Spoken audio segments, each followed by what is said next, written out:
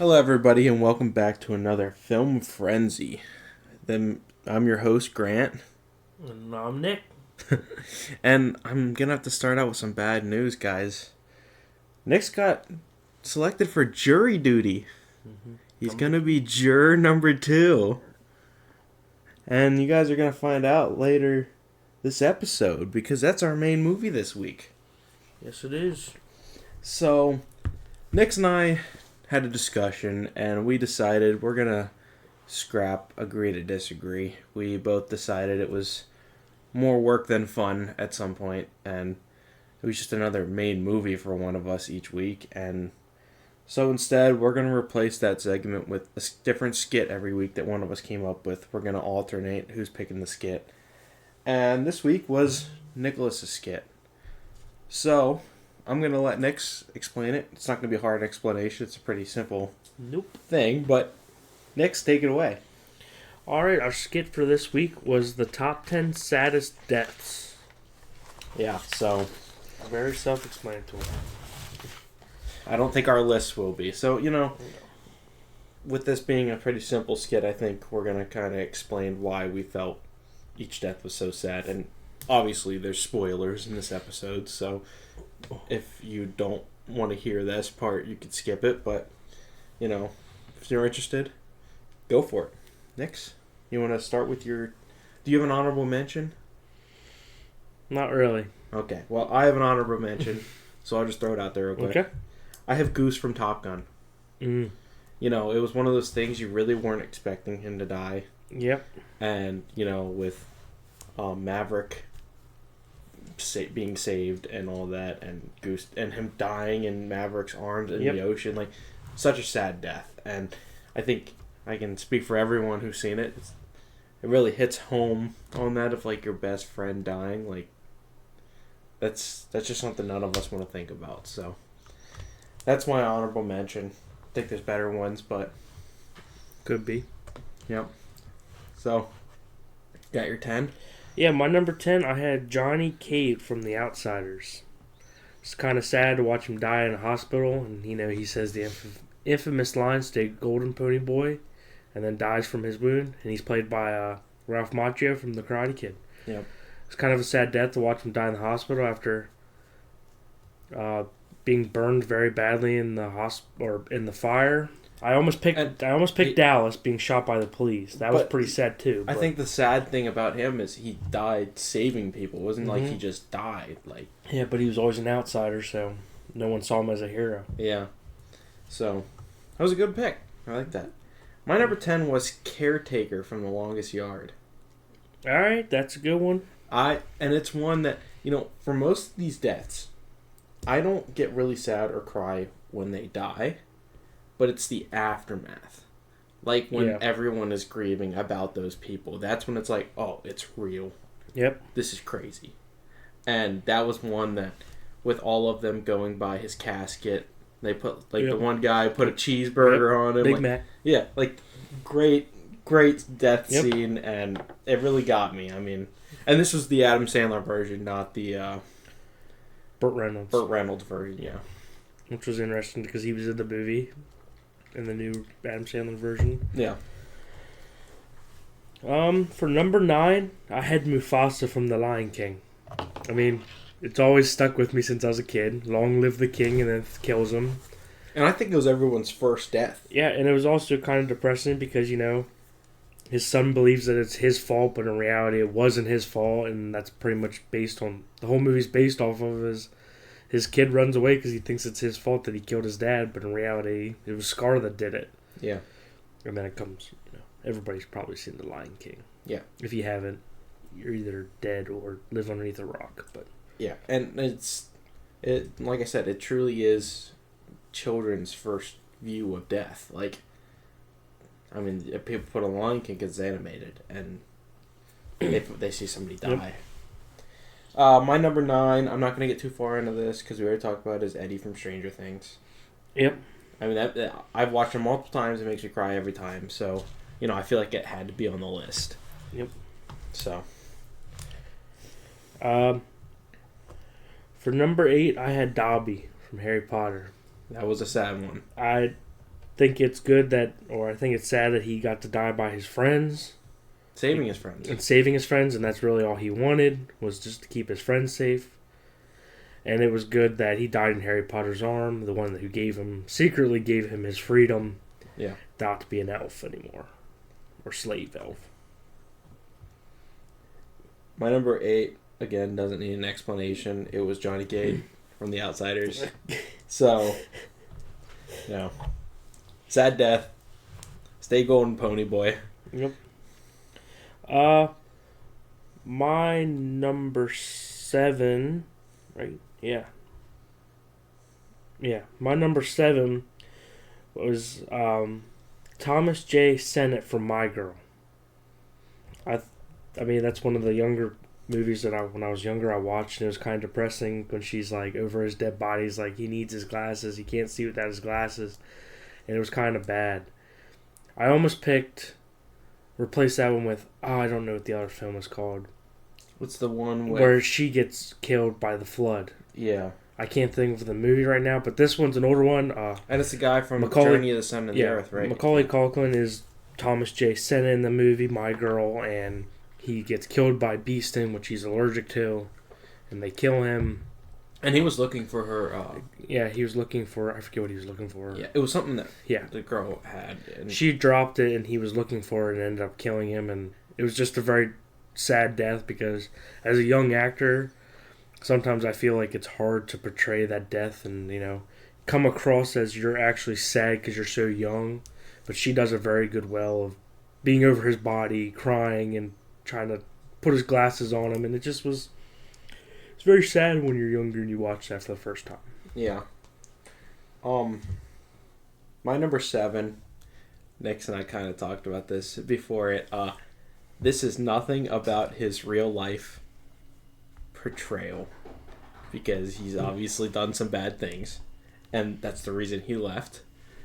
But Rooster from the ranch, that death scene, and like I said, that was another one.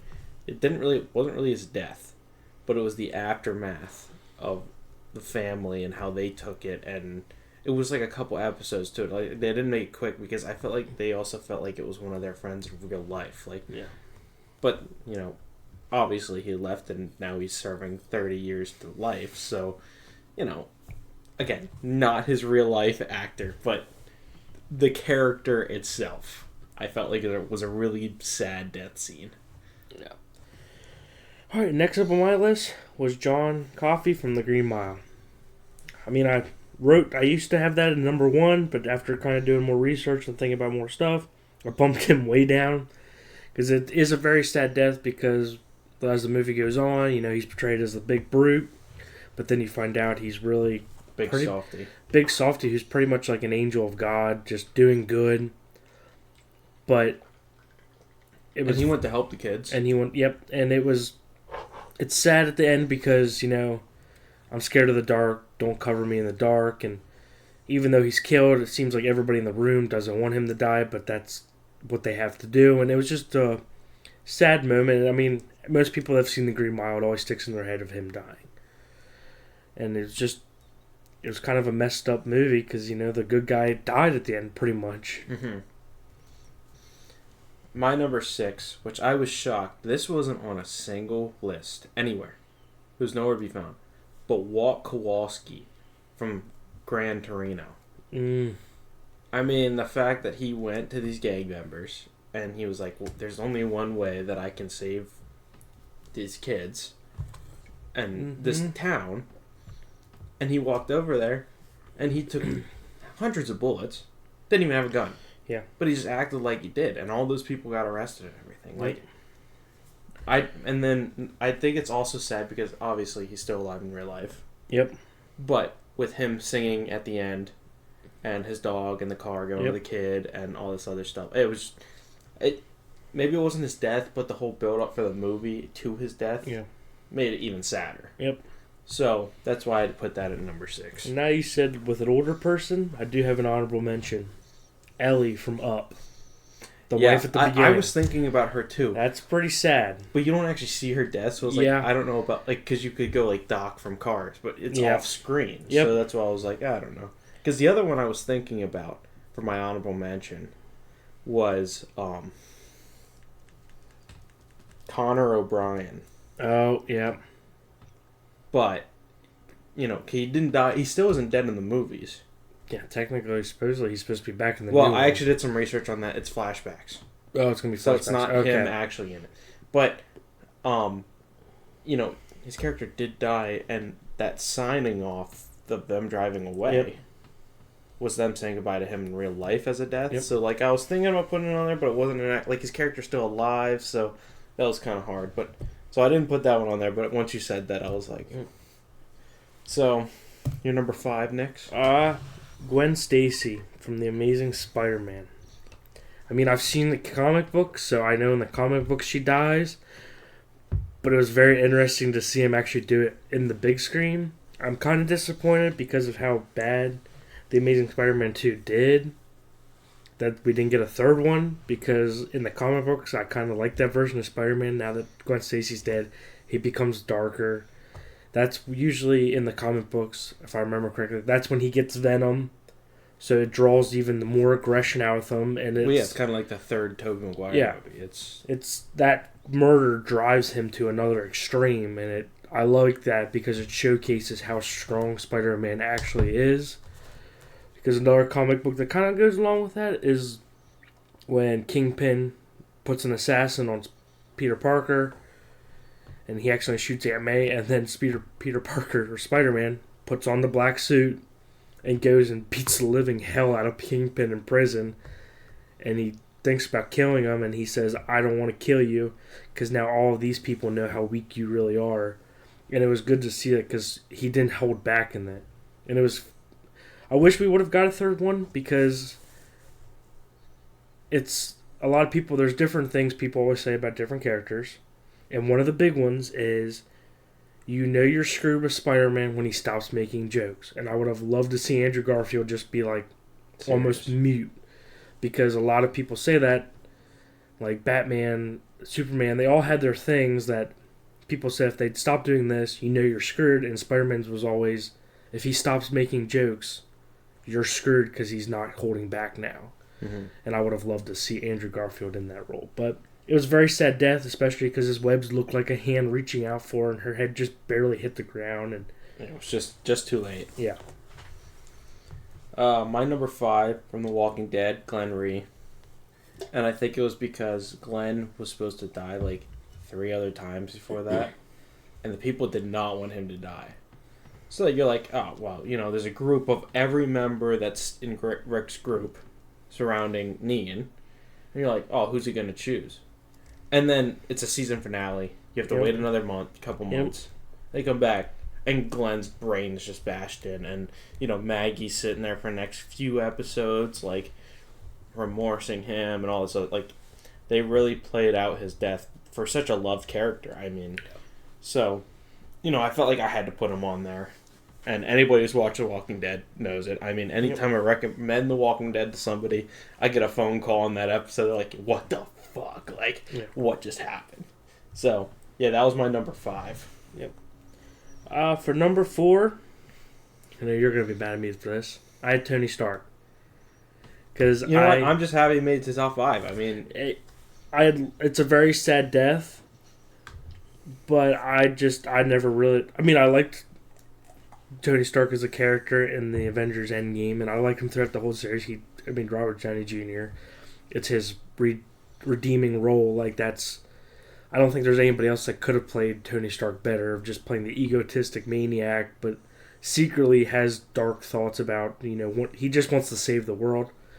And it was a very sad death, but it was kind of like the moment Doctor Strange puts up his finger, you're just like, oh, yeah, I know what's going on now. He kind of clicks, Iron Man has to die.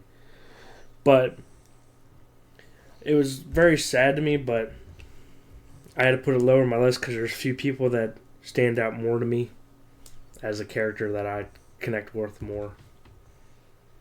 Well, my number 4 is a death that I don't know if you've actually seen this movie, but it's not necessarily his death because you were expecting it throughout the whole movie, but it's again, the aftermath. And that's Ben Thomas from 7 Pounds.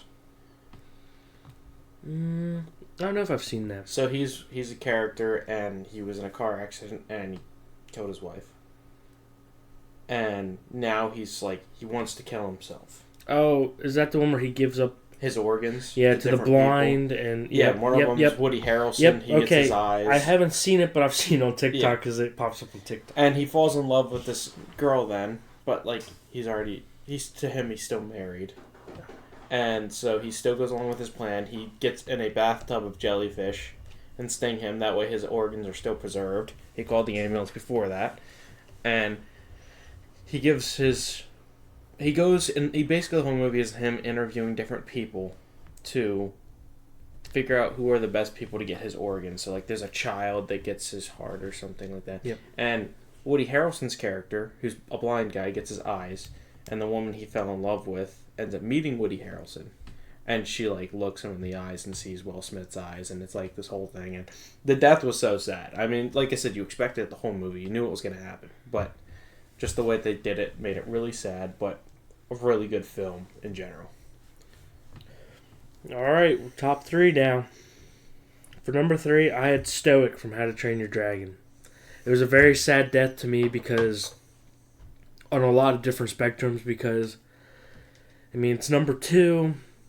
He just got his wife back, and that's also a very touching scene of the movie where she just thinks he's going to braid her and yell at her, and all he says is, "You're as beautiful as the day you left me." And it's a heartwarming moment, and then it's pretty much right after that they get into a battle. I can't think of the dragons right now. Toothless gets controlled by the head dragon. He faced at Hiccup. Hiccup is trying to calm down Toothless. Toothless can't fight it off.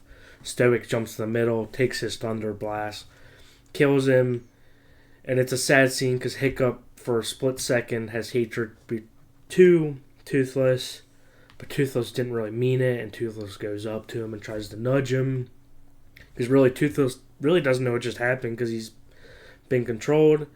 And I just think it was a very touching moment. And then I personally liked the Viking send-off when I can't think of his name, with the guy with the hammer hand. Yeah, and the peg leg. Yeah, I can't think of his name right now, but I like the send-off that we may see each other again in Valhalla, and it was a good speech, and then it was a good representation of the Viking send-off for deaths for back then. My number 3, we went completely different ways. You went animated. I went for a true story. Oh. Gary Buttier, Remember the Titans. Okay, yep. And again, technically his death was off scene, Yeah. But, they do go to his funeral at the end of the movie, and, everyone goes by and, touches his grave and everything, and it's a character that in the beginning, like, this guy he's an asshole.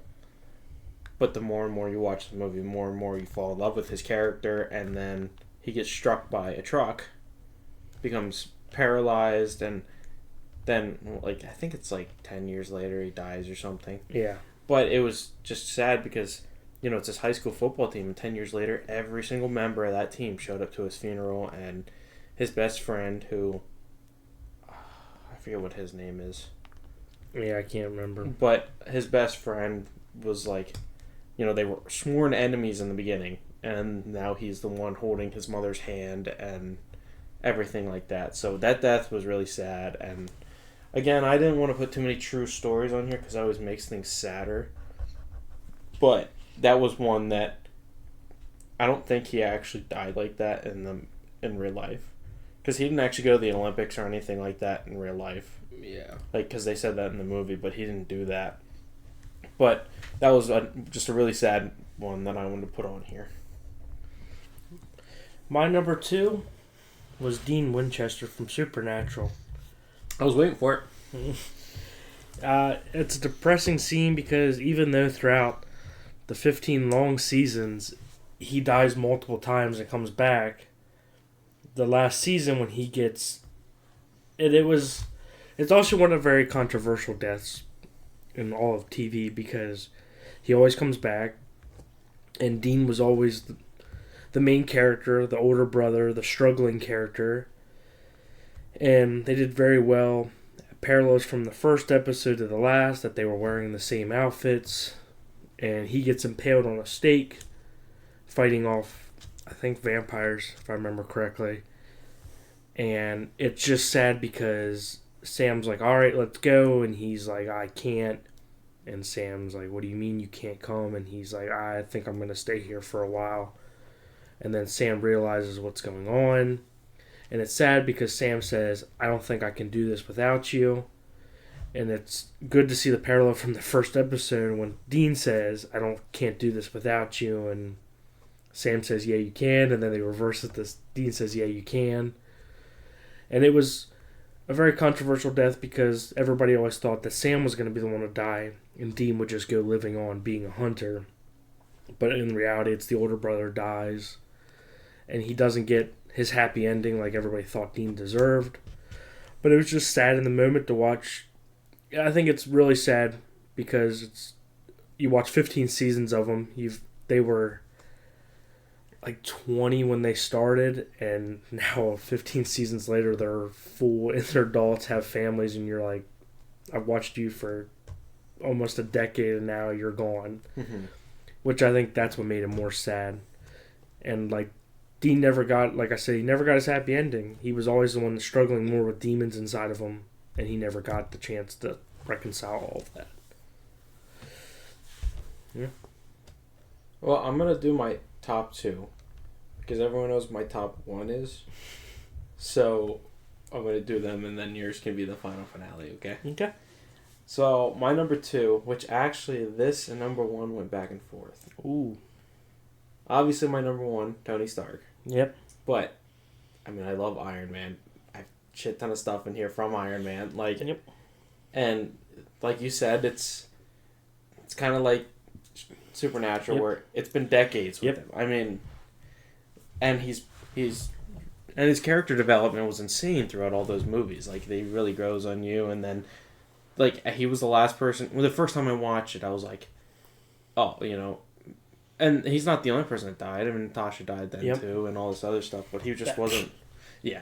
And I feel bad for Natasha because it gets shadowed because Tony Stark dies. Well, everybody knew she was going to die because before the movie came out, they said they're making a Black Widow movie, and they were like, "Yeah, she's dying." She's done.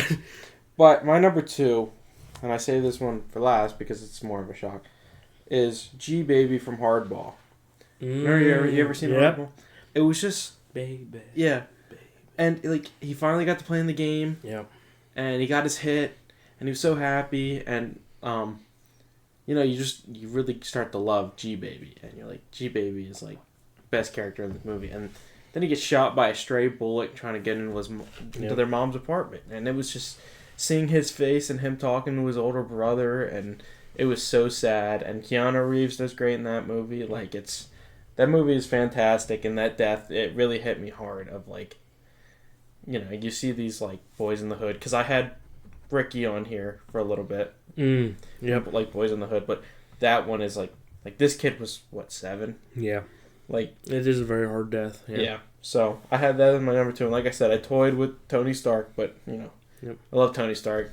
He was more of a character building connection with me, whereas G Baby was like, oh shit, like came out of nowhere. So Nick's final finale. It's very What's interesting. Your number one? It's very interesting that my number one's Marvel too.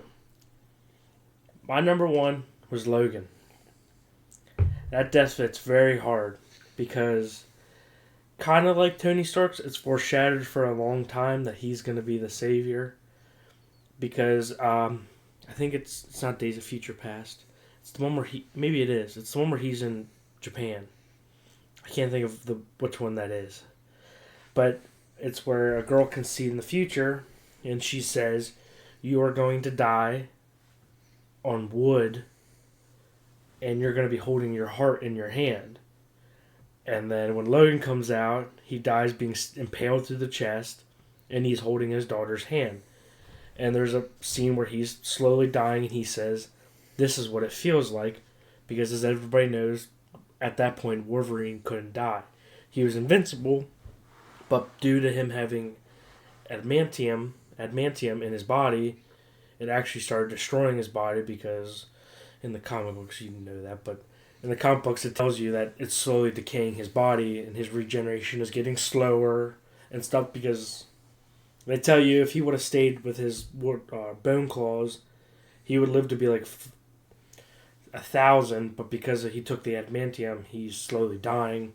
And it was sad to see his death. And Charles Xavier, that was almost on my list too, because that's a sad death. But the only reason I didn't add him is because he killed all the other mutants prior, because they tell you that at the beginning that Charles accidentally killed him because he had something going on with his brain. And because he's connected with everybody, he killed everybody except for Wolverine and people that were strong enough to handle the effect from it. And it was just sad to see one of the longest running superheroes be murdered by his own copy of himself, a younger copy. And I just thought it was very sad to see him actually hold his daughter's hand and finally accept her as his daughter, the final scene. And then she got to move on, and then, of course, Deadpool ruined it, and Deadpool and Wolverine would dig up the body, but I just think it was funny with the Deadpool thing, but it was just a very affecting death, because, like you said, you watch him grow. He's been doing this for how long? And he was one of the first. I mean, like, it's him and Blade. Those were two of the first supers, and Toby. Yeah. Because there for a while... But Toby didn't stick around. Yeah. Because there for a while, they talked about doing a crossover between Wolverine, Blade, Toby, and Nicolas Cage's Ghost Rider, because they were the original. And even our movie for next week, which was Constantine, they all thought about putting them together because they're all Marvel. Actually, Constantine might be DC. Constantine's DC, sorry. But they thought about putting those four in a movie together to like be the Avengers. Oh, the fifth one was Ben Affleck's Daredevil. Horrible movie. And it was just sad to see, like you said, one of the longest running guys just died. I mean, it was a fitting death. Yeah.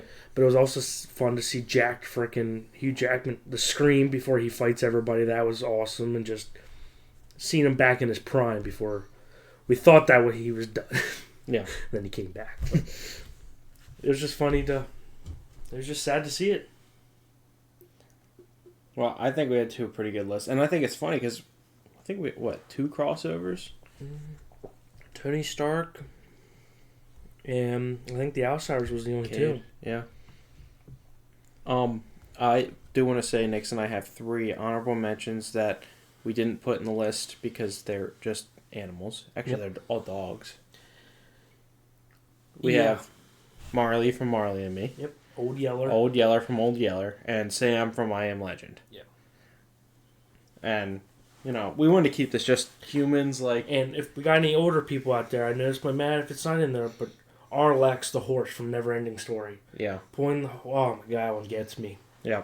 They were all good. And we had some other ones, like we thought about Hedwig from Harry Potter. I honestly almost put Snape on my list. That sad's very... It is sad, but, like... it's also different because these are movie lists, and, like... You knew he was dying from the books. If you read the book, you knew he was dying, but I think they did very well in the movie of showing the flashbacks that secretly he was protecting him all the time, the whole time, when Harry thought he generally just hated him as a person. Yeah. But, other than the main movie, what have you been watching lately? Started a new series. Oh boy. I finished Ted Lasso. Which I don't know if you know that. No, I know what Ted Lasso is, and I was thinking about watching it, but I haven't yet. It's pretty good. It's on my list. Is it done? Or are they still making... I think they're coming back. They were done after 4 seasons, but then I think they're deciding to put a new season in.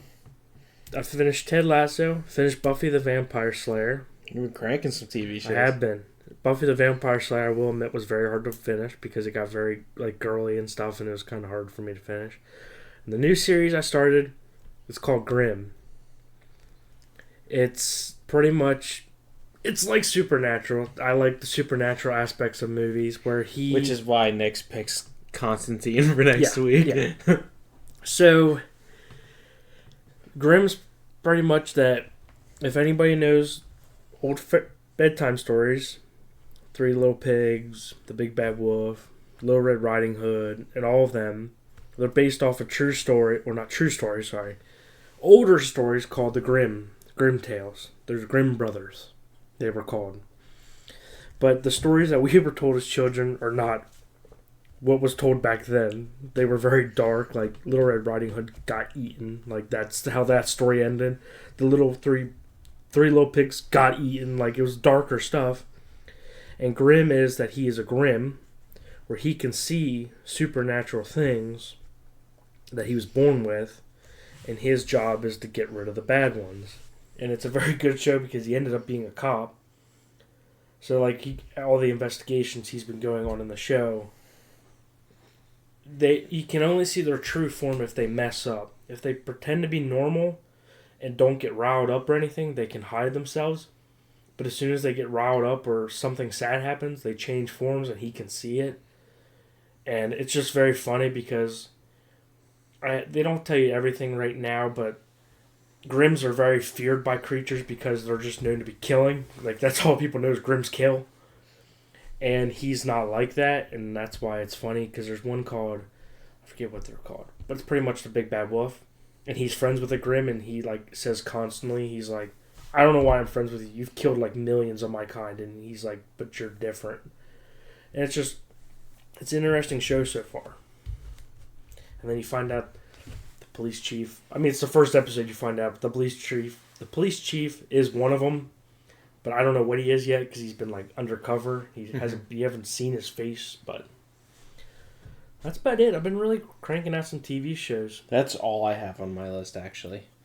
I'm still trying to finish Naruto. I have 40 episodes left out of 750. That's pretty impressive. Yeah. So, and I started this a year ago, so I'm pretty excited with the progress. Yeah. Almost there. So, another one I started was Ozark. Which, I don't know why. Like, the first season I was very intrigued, and now I find myself, I watch an episode, and I'm like, I don't feel like watching this. I've heard that about that show, that it goes up and down. Like, season 2 has been dragging on for me, and I even tried to watch an episode this morning, and I was finishing the episode that I started the night before, and I was like, this is taking forever, and I looked up, and I've only been watching the show for 15 minutes. And it was just dragging on, and like people would die, and I'm like, okay, that's cool. Like, it's not like it's shocking anymore. Like, I don't know how you lose it at season 2. Yeah. And I'm still gonna finish it because people say it's a great show, and I'm excited for if there's 4 seasons or 5 seasons. I think there's 4 seasons. They have to pick it up at some point and like have a whoa, this is what's happening in the final season. And like I said, it's 9. 10 episodes a season is 4 seasons, so it's really not that much. It's just my urge to watch it hasn't really been there. And this is a show. It's not like Breaking Bad or anything like that. This is a reality TV show I think you should watch. You watched the new Fear Factor yet? With Johnny Knoxville. I've seen episodes, yeah. You've watched? Because it's getting released every week. Yeah. And Hannah and I have been watching it. It comes out every Thursday except for this week because of this was the mid-series. Oh. So like they just eliminated half the people, so now they took a break, and then next week is the next episode. But like the old Fear Factor really was like, this is fear. Like, if you don't accomplish this, then you're scared. Yeah.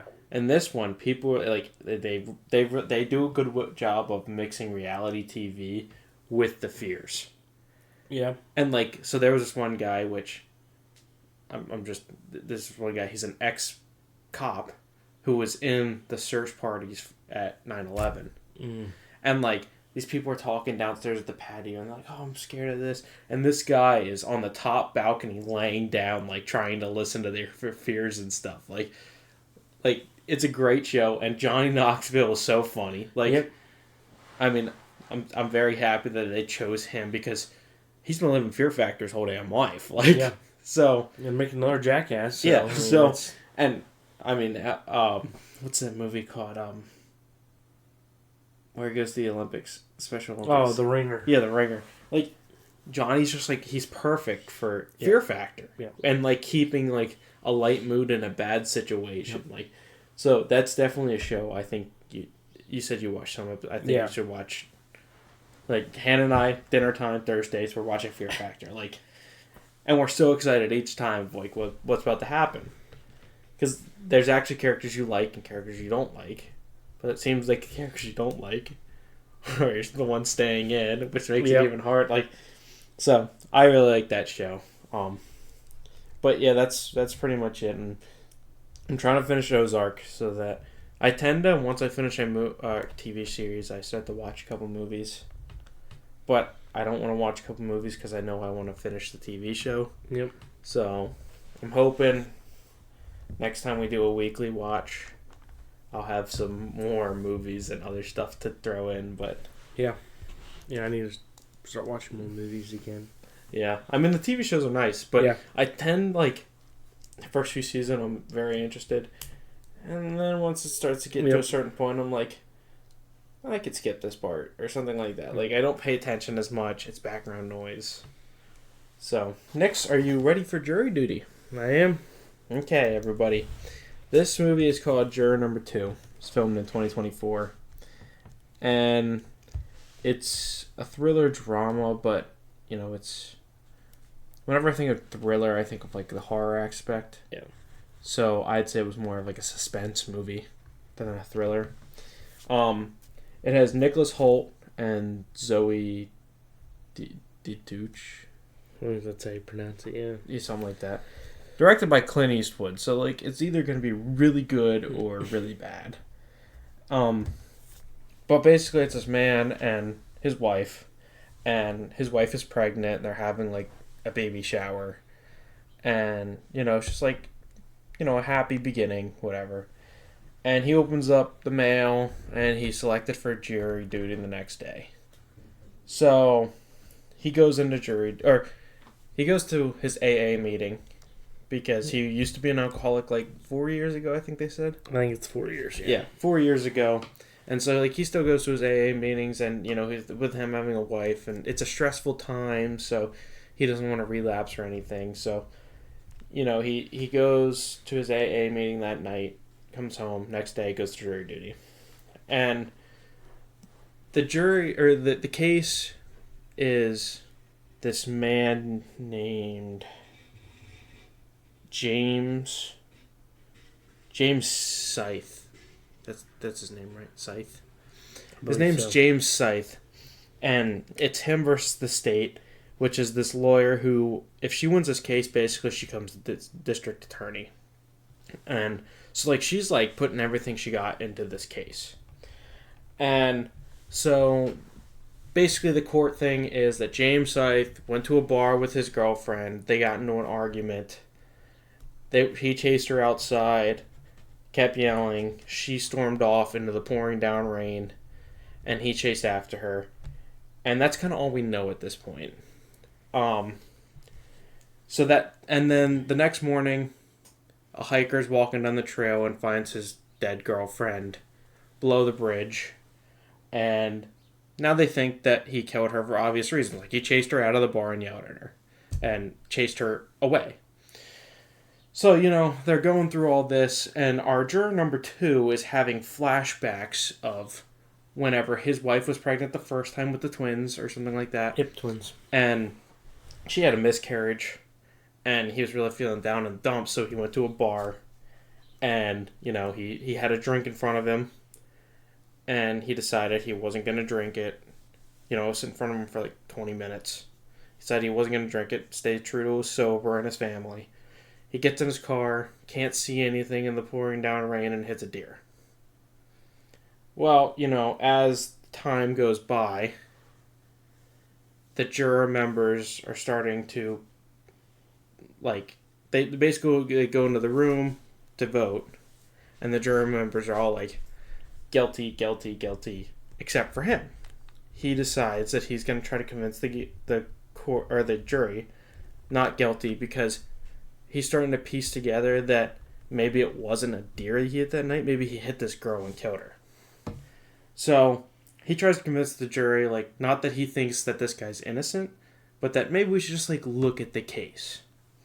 But this case, like, they start to, like, try to solve the case instead of just, like, which he brings up a good point. Like, he literally says, we're not here to solve the case. Like, we're just supposed to decide guilty, not guilty. But the people are like trying to solve this case, which is not legal anyway. And there's an ex-police officer there, and they decide it's like a hit and run.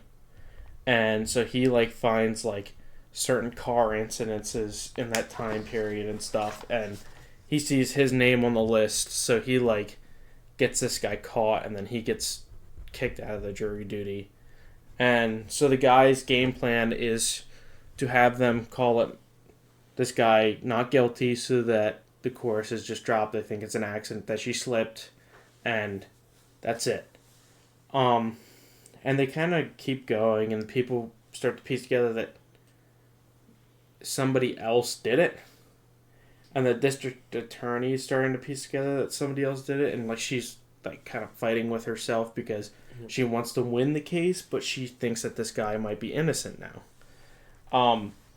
And so the movie goes on, and eventually juror number 2 gives up and just says not guilty, or he says guilty. Sorry, Yeah. He says guilty, and James Scythe goes to prison, and he kind of convinces himself and the district attorney, who just figured out that he was the one who hit her with her car. It was like, if you watch the movie, she figures out all the steps to figure out that juror number 2 actually hit this woman and everything. And they're sitting outside, and juror number 2 kind of convinces himself and the district attorney that it's for the best, because James Scythe was in a gang before this, and he did a lot of bad things. So, like, he should go to jail either way. So he's kind of convincing himself, hey, one bad person is off the street, and a good dad at home is still, like, with his family. But, because, I mean, it's not like he meant to kill that woman. Like, it truly was an accident. He thought he hit a deer, so, there's no reason to call the police or anything. Like, he just took it to the shop, got his headlight fixed, or whatever it was. Yep. And so at the end of the movie, he's at home with his family, doorbell rings, district attorney's standing at the door, and they just, like, freeze. And then the movie ends. So we have no idea if he went to jail. We have no idea what was said after that. And, that. I will say there is one theory that I read on Reddit, which I thought was kind of funny. You know how the entire movie they were talking about selling the 4Runner? Yeah. And at the end of the movie, he said, hey, I found somebody who bought the 4Runner. On Reddit, they said, what if the district attorney is the one who bought the 4Runner? Yeah. But my problem with that theory is he looked very scared when she opened the door. He didn't expect her to come. Yeah. So, like, I think that's a fun theory. Yeah. I think that he went to jail. I know she should be there. Yep. So, what did you think about the movie? I mean, I liked it. My problem was I felt like the ending was very rushed. I didn't like it. You didn't? No. Why? Boring? No. I thought it was very good in showing the process of a jury selection and the case, but it was one of those things where he kind of just screwed himself because he could have easily said guilty. Guy goes away. He gets away with it. Yeah, but on the other thing, it's on your conscience. But he was on his guilty, so he's like, let's try to get this guy free. But in the process, he made the cops start questioning. Maybe it was a hit and run. And then the med student looked at the broken bones and was like, this could be done by a car impact because they were broken clean. But you got to see his side too. Because legally, they aren't allowed to do that. They are there to decide, hey, there's reasonable doubt this guy is not guilty. Yeah. They kept digging into the case. Yeah. That's illegal on the jury's part. Yeah. So I can see his side of it. And he's like, guys, it's not for us to figure out. Yeah. The biggest thing that I was having a hard time believe is that his sponsor for when he was drunk, he literally confesses that he killed this girl, and the guy's like, yeah, don't tell anybody. And I was like... Oh, it's his lawyer. Yeah, but it's his lawyer / his, like... Yeah, but do you remember how he said, give me $1? Yeah. Like, he paid him as a lawyer so that he could... I just felt that it was... I don't know, I felt that, the guy supposed to help these recovering addicts was just like, yeah, don't tell anybody that he did that. Well, he did have a point. Yeah.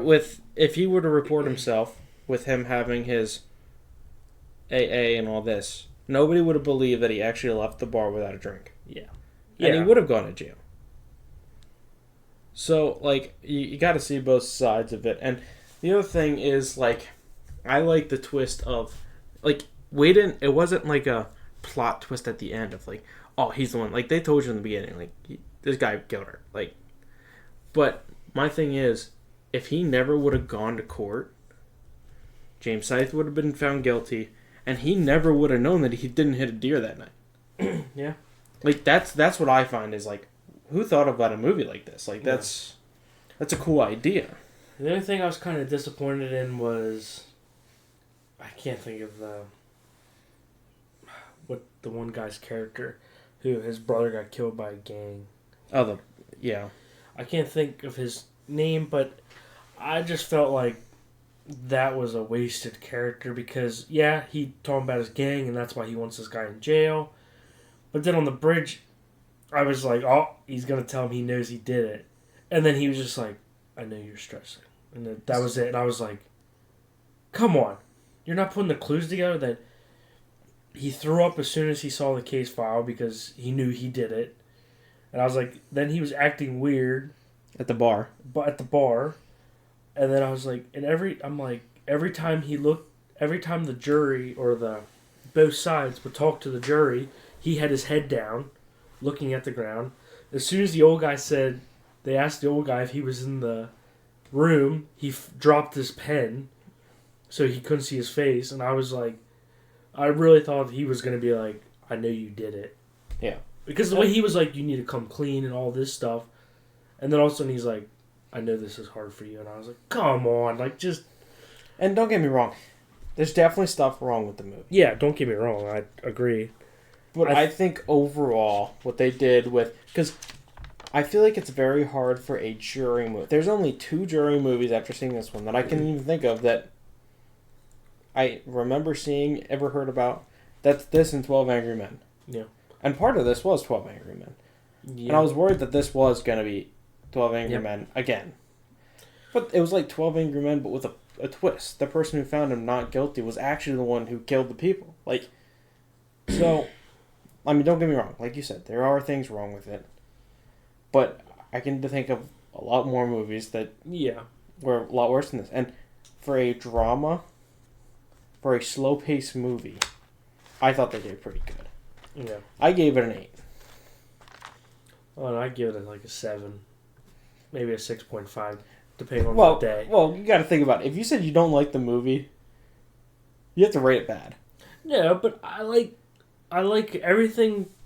Like, I like the So do you not like the movie or not like parts of the movie? Parts of the movie, realistically. Because I like showing the process of being in a trial. I like the aspect of both sides saying he's not guilty and he is guilty, because it's weird because you'd find out very quickly that he's not guilty, and it shows like how much she dove into death, and honestly the turning point in the movie that how the ending turns out is because of the cop. If the cop doesn't stop to her and say, you messed up, did you even look at anybody else? Nothing happens. Like, well, that's not it. Whenever you said the cop, I wasn't even thinking about that. If the cop never brought up those accidents reports, none of this would happen. Yeah, none of that happens. But I'm saying if he hadn't in the hallway said to her, "Did you even look at anything else?" she would have never gone back to her desk and started looking at the accident reports and start following people. And I even wrote it because I was after the bench talk. I wrote that I hated the ending because I thought he was going to get away with it, and I was like, "That's so stupid." Like, I understand that you got your power job and now you're successful and he gets to live his life, but I was like, but in reality, you have to do the good thing, and that's why when her showing up at the end, I was like, I like the ending now better because I think she was saying, yeah, I might lose my job for this, but it's the right thing to do because I put an innocent man in jail. And the other thing I like is because of the way they ended it, Like, Hannah hates these movies where there's not a clear ending. Exactly. I prefer it like this. I'm iffy on the. It depends on the movie. It depends on how it's executed. Yes. But, like, this one, I like it because, like you said, you feel like, okay, good, the right person got caught. Yeah. But other people might see it as, like he explained it, James Scythe was in a gang. Yeah. And he definitely hurt people, did Yeah. bad things, and so he's paying for those crimes. On paper it may not be paying for the correct crime, but then the innocent man who didn't even know he hit anybody, Yep. and waited a year because he thought it was a deer. Yep. I mean, I understand. Yeah. So, like, I do like that ending of, like, it's up to the viewer to see. Yeah. Which one do you want? Like, do you want your happy ending, or do you want the bad ending? I think another thing is I maybe would have liked to seen it drawn out a little bit more of who did it, because I felt sometimes I don't like when it's revealed right away. Like, yeah, it was him. Well, yeah, because I even wrote down somewhere, I was like, 25 minutes in, I bet he's the one that killed the girl. And then a minute later, they're like, yeah, he killed the girl. Yeah. I was like, okay. It would have been interesting to see, because it's like all in that moment he realizes like he may have done it. I would have liked to seen he realized he was at the bar that night and then drove to the scene and then realized like he hit her. Yeah, because even with his flashback, Yeah. like, I was like, they're probably going to make it that he killed her, but Yeah. I was still sitting there like thinking, like, is he just like visualizing the crime? Like, maybe that's what I thought too when he was like flipping the coin through his hand and stuff. And then like him sitting in the car, Yeah. and then like you think they're in the background. Like, I'm like, oh, maybe he's just like, visualizing it and like toning in. But like, and I thought it was gonna be like somebody else, like not like at that point. Well, I was like, this is too obvious. I thought it was gonna be something else like that, or I thought it was gonna be like he didn't really hit her. She generally did fall, and he did hit a deer.